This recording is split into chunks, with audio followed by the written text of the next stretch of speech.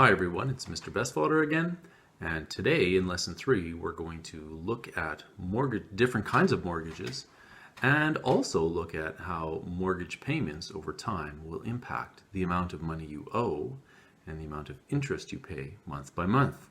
And we'll notice some changes as the months go on and you pay off your debt, that the amount of debt you can pay off every month starts to change, and we'll take a note of that pattern. All right, let's take a look at the worksheets. All right, let's take a look at lesson 3. We're going to take a look at types of mortgages, and then later we're going to look at this thing called the amortization schedule of payments and see the pattern that starts to form when or over time as you make payments on your mortgage. So different types of mortgages, oops, I think my copy has a typo. Different types of mortgages have been developed in order to create flexibility or rigidity in the repayment of a mortgage. Each has its advantages, which also means it has disadvantages. So the first two types, and we're going to drop some words into these rectangles over here. One of them is called has a fixed interest rate, and one is a variable interest rate. A fixed interest rate is exactly what it means. It means that the interest rate does not change. Does not change. So when you go to make a mortgage at your financial institution, there's probably a set time. Let's say about every 5 years where you need to renew your mortgage or continue. And so if you have a fixed mortgage, that means that interest rate will not change over those 5 years. When those 5 years are up, then you continue to do another 5 years and another 5 years, and on you go. Okay? This means, well, that your mortgage payments will not change. Okay? Everything is fixed. And if you watch the financial markets, and if interest rates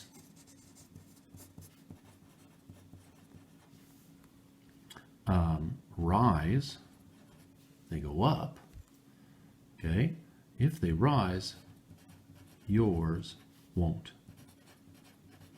That's the nice part. That's the advantage. The disadvantage is if the rates go down, yours won't go down either. Okay? Your payments won't change. Interest rate, it is set. It is going to be the same thing month by month by month. Okay?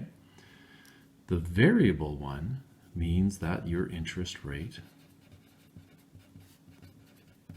can change or could change. Okay?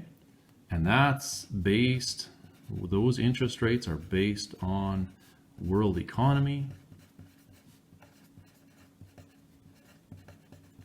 So when you have a strong economy, that impacts interest rates. When your economy declines, that impacts interest rates. They can go up, they can go down. And your variable interest rate will impact how much you can pay off month by month. So it impacts the amount,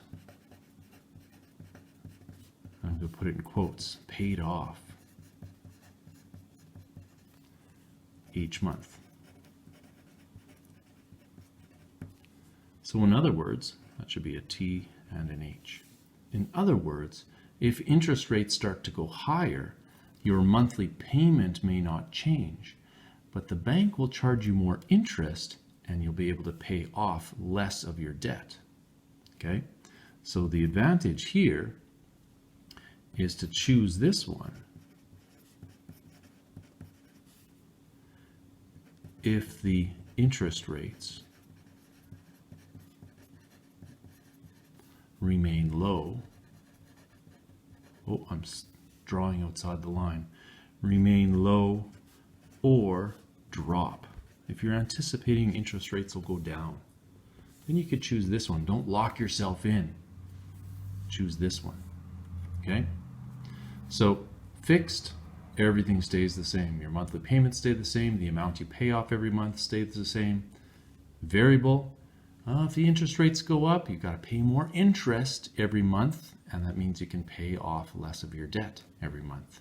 You'll still pay the same amount of money, but more of it will be kept by the bank because of interest costs. Two other types of mortgages, and they can go hand in hand with fixed and variable, is open and closed.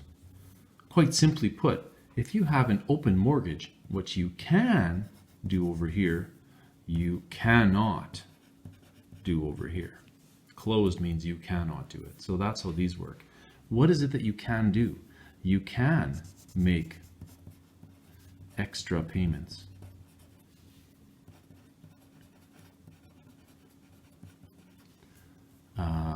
Any time without penalty. Okay, open means you can. Closed means you cannot make extra payments. Now, why would that matter? Okay, well, if you have a job where you might get a bonus at the end of a year, maybe you're a salesperson, maybe you're in production somehow and you get a company bonus, you might choose to use some of that bonus money to pay a little bit more debt off, and you can finish paying your mortgage sooner. Okay, so that might be an advantage to having an open mortgage. Closed, that's kind of like saying fixed. It's fixed and done. Okay, you cannot. Okay, you cannot make extra payments unless you pay the penalty. And I'll add those words here. Unless you pay the penalty. Now, your financial institution who's loaning you the money, they're expecting you to pay a certain amount of interest back. And if you pay all the debt back too soon before they're expecting it, well, then they're not earning as much money. Okay? And thus they make you pay the penalty. So whether you choose an open mortgage or a closed mortgage might impact the interest rate that you're going to be offered by your financial institution. Okay, that's how that works. All right, so as we move on and talk about amortization schedules, there's a few terms that we're going to need to talk about. Again, an amortization schedule is a table. I'll give you a quick glance. It's on the next page or in coming pages. It's a table. Looks kind of like this. It's got some columns and rows, and we're going to put some values in there from the result of calculations. But what it will do, it helps you identify how the amount of the repayment of your principal or the repayment of your mortgage increases every month, while the amount of your payment of interest decreases each month. That's really what we're looking at. A few terms we need to talk about are owner's equity and unpaid balance. Now, owner's equity would refer to the portion of the house that is already paid for.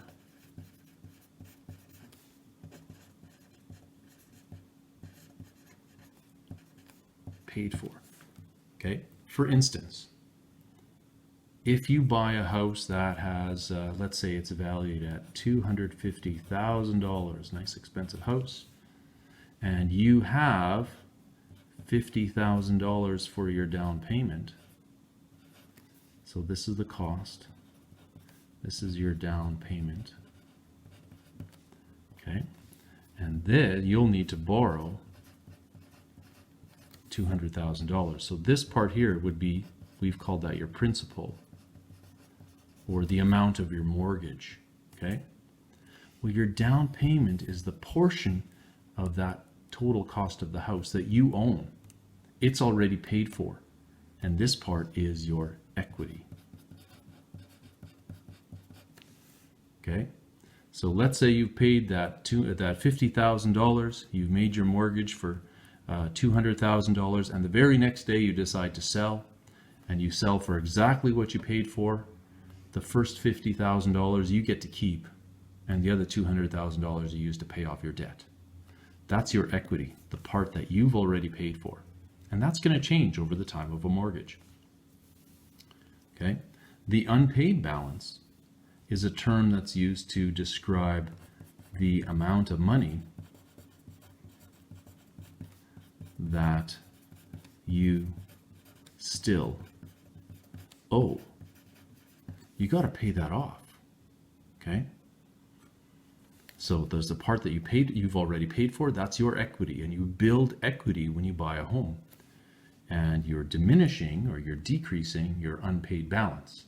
It's unpaid, it's left to be paid. Okay, so those are some terms we're going to be using in this lesson. All right, on to the next page. Okay, I'm on the top of the second page of lesson 3. And here we have a little exercise of calculating 1 month's worth of interest. Now that's something that we need to do. Again, what we're going to do is we're going to go, maybe I'll read the question first. A new homeowner borrowed $125,000 in order to buy a house. At 7.25% over 25 years, the monthly mortgage payment was calculated to be that, $903.75. So they've already gone through the mortgage calculation.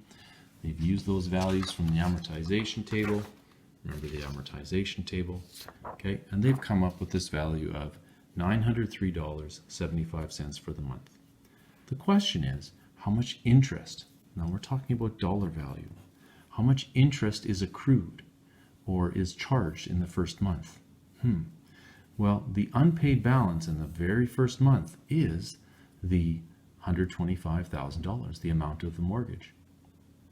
So how much interest will be charged on that amount for 1 month? We're going to use simple interest. The formula for simple interest is I is equal to P times R times T. Sometimes people use capital letter R and capital letter T. That's fine. Okay? Interest, I, is a dollar value. How many dollars worth of interest? P stands for your principal. And that is again a dollar amount. It's kind of like your unpaid balance. It's the amount that you borrowed. It's the amount that you have left to pay off. All of those terms mean the same thing. The R represents the rate of interest. And that's often written as a percent. And T, the time, is measured in years. So we're going to use this formula. We know the principal, it's $125,000. We know the rate, it is 7.25%. And we know the time is 1 month, which is 1/12 of a year. All right, I'll get rid of this dollar sign here now. So we're looking for the amount of interest, dollar value. So I is equal to P times R times T. So my X's are representing the multiplication sign.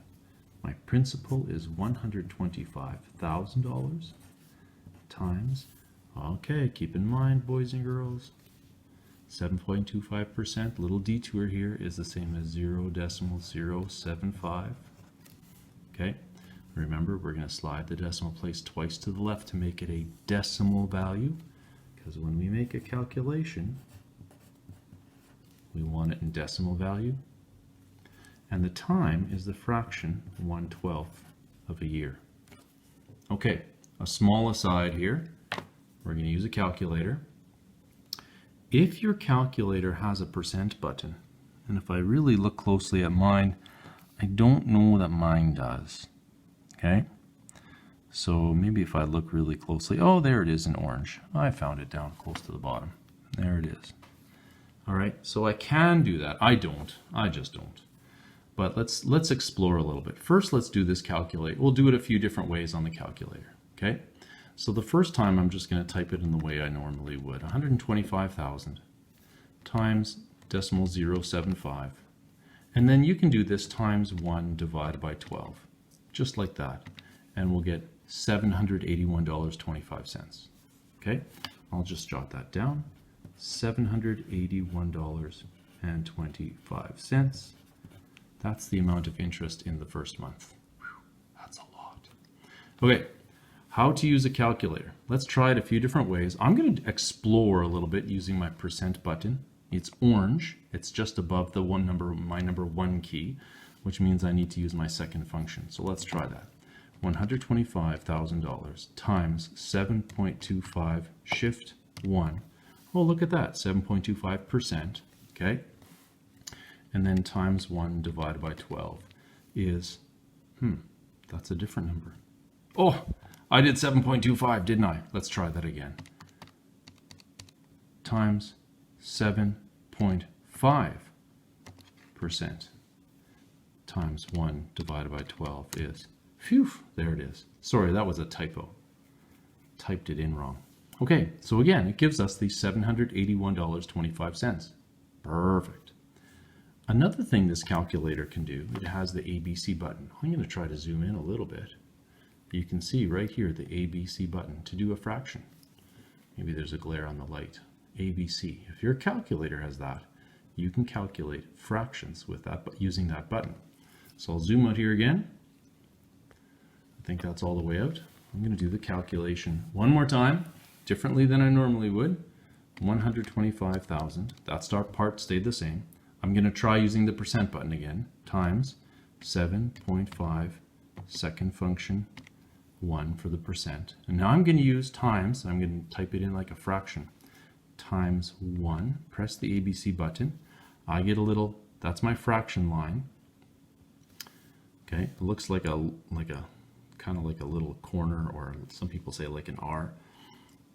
That I just recognize that as my fraction symbol. And then I press the 12 and I press equals. Oh, it gives me my answer in the form of a fraction. 781 and 1/4. Well, if I push my fraction button again, it'll go back and forth between the fractional kind of answer and the decimal kind of answer. I'm still looking for the decimal kind of answer. And again, I come up with the same value. Okay, enough with the calculator lessons. Explore your calculator, see how it works. And moving on.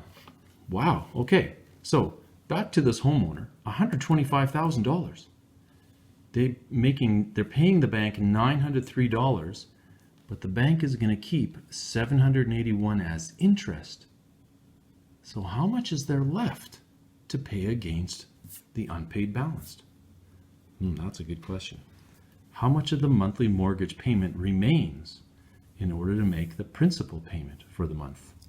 Well, in total, you're giving the bank $903.75. And if we subtract the interest of $781.25, there's not a whole lot left in that first month.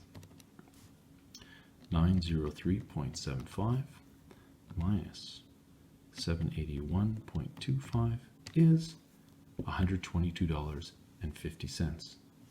That's it. That sure doesn't seem like a lot. And that is kind of how it works, boys and girls. Yeah, sorry about that. There's one of the realities of borrowing money and paying back interest. Initially, you pay back a whole lot of interest and only pay back a little bit of debt. But don't panic. Years and years later, it will take care of itself. So let's go through the building of one of these amortization tables.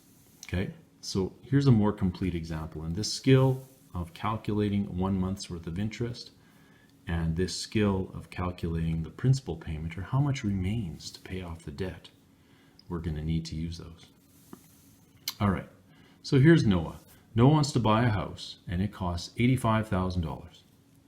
Okay, he has a down payment of $20,000. That's his equity. The bank is willing to give him a fixed mortgage at 6% over an amortization of 20 years. Make an amortization table about his payments. Okay, let's do that. So I suppose we need to figure out how much money he's going to borrow and determine his monthly payment. So let's fill that kind of work in here under the before the first month. Okay, so here's the raw calculations before the first month.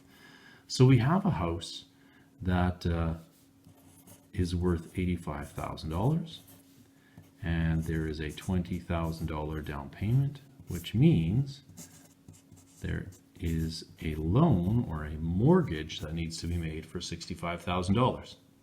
Okay, so this is the cost of the home. This was the down payment, and I'll just abbreviate that as down P. And this is the amount borrowed, or the amount of the mortgage, or we can say is the principal. Okay, so, well, we have some details. We got to go to the table, the amortization table. We're going to look for the value under 20 years, and across the row that says 6%. And when we do that, let's see what value we get. I don't know how well this is going to turn out here, but 20 years is this column here.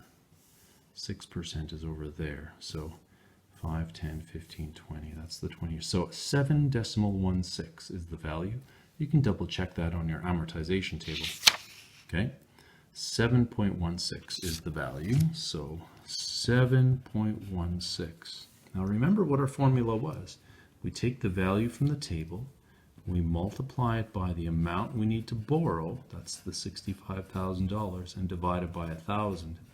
And this turns into our monthly mortgage payment. I'm going to write mort payment. Okay? So, just to give myself a little bit of space, we'll do the calculation and see what it turns into. All right. 7.16 times 65,000 divided by 1,000 is $465.40. All right, per month. So far, so good. Now, this part right here, we've done these kind of questions before. This part here should be, by now, it should be like, yeah, okay, I think I can wrap my head around that. No big deal. Now, in the first month, what's going to happen? Well, there's going to be some interest charged. There's going to be some, and the payment, the monthly payment will be broken up into two pieces. One of them will be interest, and the other one will be the payment of the principal. So let's check that out. First, we need to calculate how much interest is going to be charged to Noah in that first month. So the principal is the amount of money that he needed to borrow. The rate was 6%. I'm going to write it in the decimal form, 0.06. And the time is still 1/12 of a year because it's 1 month. Okay.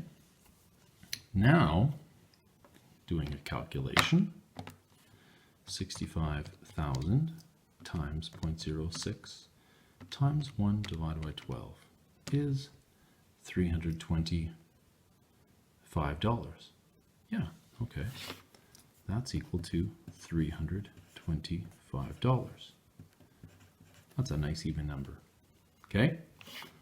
So, this is the amount of interest that the bank is going to say, thank you very much for borrowing money from us. We're going to take $325 out of that $465.40 that you're paying us. Remember, that came from here. And we're going to put whatever remains when we subtract and put that against your debt. Okay. So, a little bit of calculator work here. 465.4 subtract 325 is $140.40. So the reality is 140.40. The reality is you only have $140.40 to pay off the debt. Okay, so this part here might be called the principal payment. Okay, this part was interest.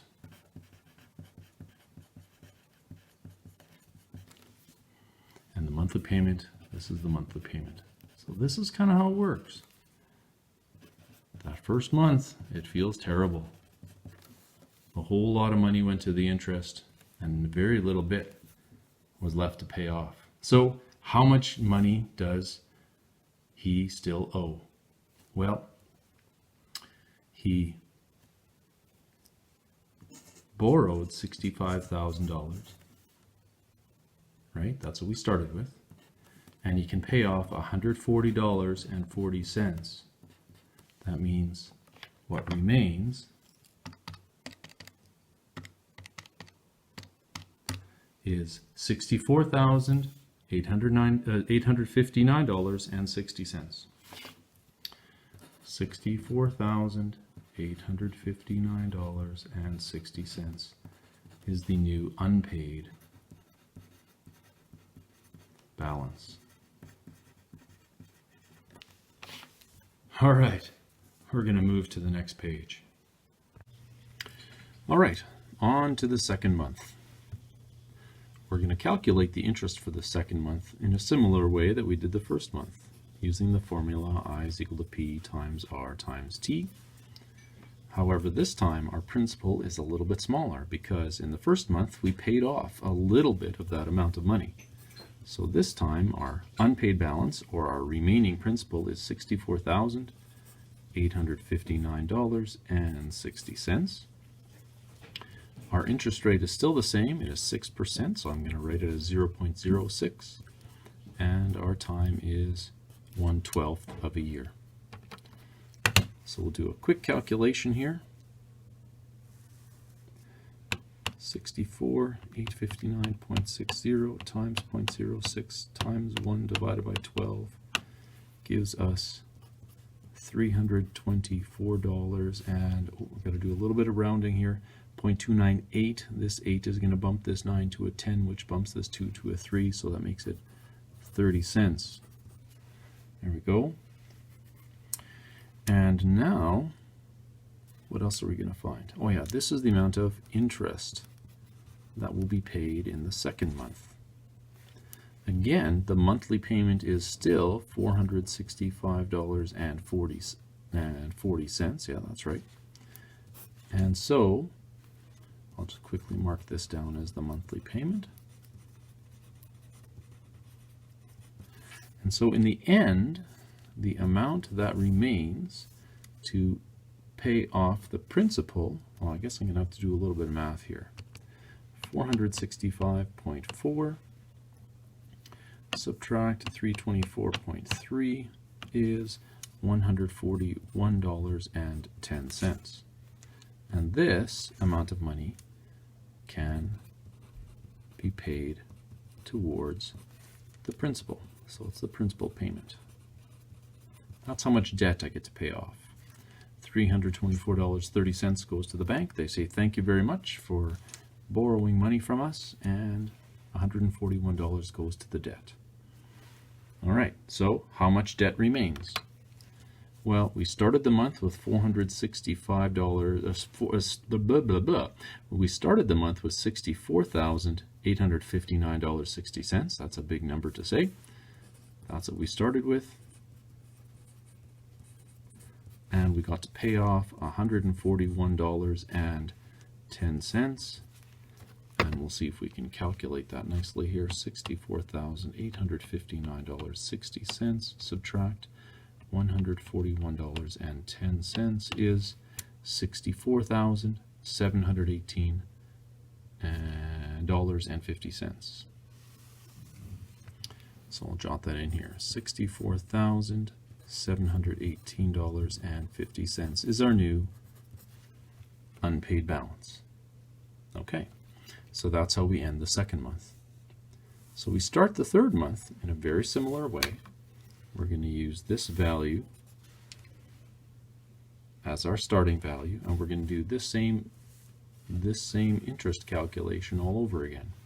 We're going to start with a principal of $64,718.50. We're going to multiply it by the interest rate of 6%, and we're going to multiply it by 1/12 of a year. And that will give us the amount of interest for this month, the third month. All right, so there I have my value, $64,718.50. I'll multiply it by 6% and by 1/12 of a year, so times by 1 divided by 12 is $323.59. Okay, so this is equal to $323.59. The 2 will round We'll just leave it at 59 cents. So again, this is our interest for that month. And then the monthly payment is still $465.40. Monthly payment. I'll abbreviate that a little bit. And so when we subtract, we will get the amount that can be paid towards the principal. $465.40 subtract the $323.59 works out to be $141.81. And this is our principal payment.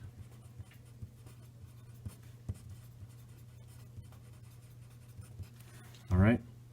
So to end off nicely, we'll end the same way by saying how much money do we have left to pay off? Well, at the beginning of the third month, we still owed $64,718.50. We got to pay off this amount here, $141.81. So how much is left to pay off? Okay, $64,718.50 subtract $141.81, $64,576.69. All right, I'll just jot that down here. $64,576.69. There we go. Now those are the background calculations that are happening when we create this table. All right, so now we've worked through the calculations. Let's go through and put together this table. All right, and now to the table at the bottom of the page. So all of these calculations up here are, so to say, in the background. These are all the background calculations for the amortization schedule. The way we're going to start our schedule is kind of awkward. It's kind of like saying in the beginning it's the end of month 0. This is where we start. And we start with an unpaid balance of $65,000 because that's how much money Noah borrowed from his financial institution. And now the last part here is the owner's equity. That's $20,000. That's the down payment. That's the part of the house, or the value of the house, that Noah already owns. He had to borrow $65,000 for the rest, so he's got to pay this debt back. But he owns that part, and owning it is your equity. Okay. In month 1, the monthly payment that we've already calculated, that is $465.40.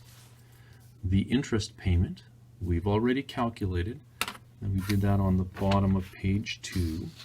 Okay, that was this principal times the rate times the time, $325. So I'll just write I is equal to P times R times T in a thinking bubble just to say that's where we made this calculation, and the result was $325. And when we subtract these, we get the principal payment.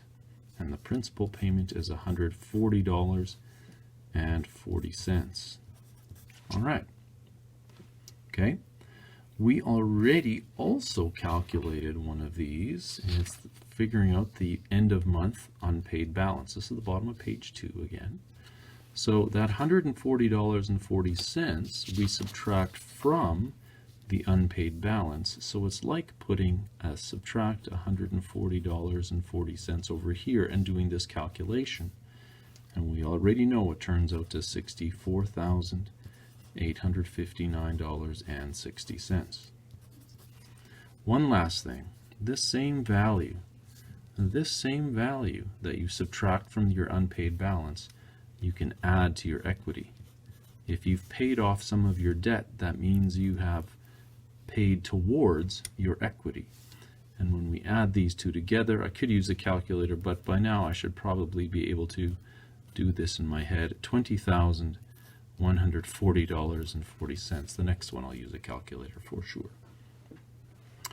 All right, so there we are. Now, in the second month, okay, and for the second month's calculations, we've done those all on the top of page 3. All right, so I'll be referring back to those. Now my monthly payment still stays the same. I'm going to pay the bank $465, or Noah's going to pay the bank $465.40 the next month. But here we're going to calculate the principal times the rate times the time to figure out the interest. And we've done that, and it works out to $324.30, a little bit less than the previous month. Okay, now when we subtract here, how much is left to pay off the principal? We've done that calculation as well, and it's $141.10. It's a little bit more than the previous month. So if we subtract $141.10 here and add it over here, 10 cents, I'll make sure I copy that down right, then we will get the new unpaid balance by subtracting over here. Again, we've done that calculation right here. There it is. Okay, so we have $64,718.50 over there. And when we add it to our equity, let's see what we got here. $20,140.40, and we're going to add 100. Oh, duh. Small error there. It should be 141. Some of you are probably thinking Mr. Bestwater's losing it there. We're going to add $141.10. We'll get $20,281.50. All right. One more month. Okay. In the third month, we'll have $465.40. We will subtract the amount of interest. But this is where the I is equal to P times R times T calculation would happen. Okay. And that we've done. And that value is $323.59. So I'll just jot it in here. $323.59, so that when we subtract these two, we get $141.81, a little bit more. And so we're going to subtract $141.81 from here. We've done that calculation. It's just above there. $64,576.69. I can hardly read my own writing. There we go. And if we add the $141.81 over here, I still have my $20,218 sitting there and 50 cents. And if I add $141.81, we get $20,423. Make sure I'm looking in the right spot. $20,423.31. Okay, so that's kind of how these schedules work. Now, I'll be honest, many of the questions you'll do won't be a total blank and I'll fill it all in. It might say, what is this blank? Or what is this blank? Or what is this blank? And you'll have the rest of the numbers to work with. So don't panic if you're thinking, my goodness, it's a big white space, now I've got to put something in every square. No, it won't quite be that difficult, but it's good to know where each square, or how the values are placed in each square, so that you can figure out the table. Trends to notice. Even though the monthly payment stays the same, because your unpaid balance is getting smaller and smaller, the amount of interest each month is getting smaller and smaller, and the principal payment is getting bigger and bigger. Albeit a slight change, over time this change will get bigger and bigger, which means your equity will grow more and more as the months go on. Okay, work on your assignment questions, send me an email if you're stuck, and I'll try to help you out. And until then, bye-bye.